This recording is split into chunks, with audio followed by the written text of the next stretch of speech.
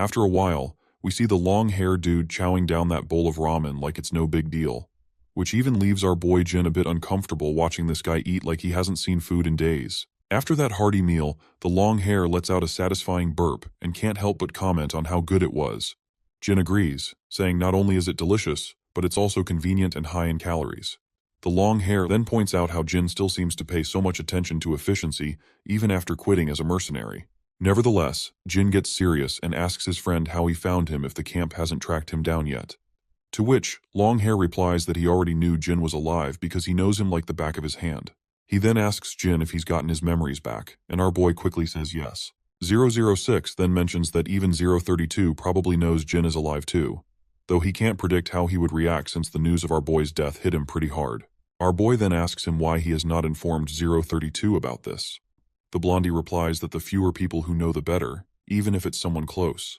Jin then points out that he figured he would eventually realize he was alive, but didn't expect him to keep it secret from the camp. The blonde just snickers and says he didn't expect this much from himself as well. That's when the scene flashes back to the past, where everything is on fire and soldiers are advancing. The explosions are massive, and we see Jin lying low on the ground with his gun in hand. The blonde guy walks over to him, crouches down, and rubs the ground, noticing blood on the grass, which is a clear sign that someone just cleared through the area. But, eventually, he just goes back, leaving our boy there in the hiding, and crawling down over the grass. In the present, the blonde admits he has no clue why he did not take our boy back to the camp when he found him back then, but he's kind of proud of his decision.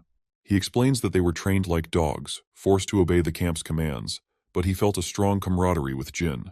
But then the blonde gets pretty annoyed, crushing the can he's holding, and demands to know why Jin didn't stay hidden for good. Jin responds that he had no choice. The blonde then wonders if getting his memory back has changed him, or maybe living in a place like this did. He just can't quite decide if it's for better or worse. Suddenly, Blondie's phone rings, and he promptly pulls his phone out of his pocket. After picking up the call, he doesn't say a word, and after listening to the caller, he simply puts the phone back.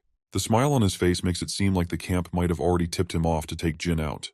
As expected, he grabs that chopstick from that empty bowl, and after snapping one and sharpening it, he swings it down at Jin.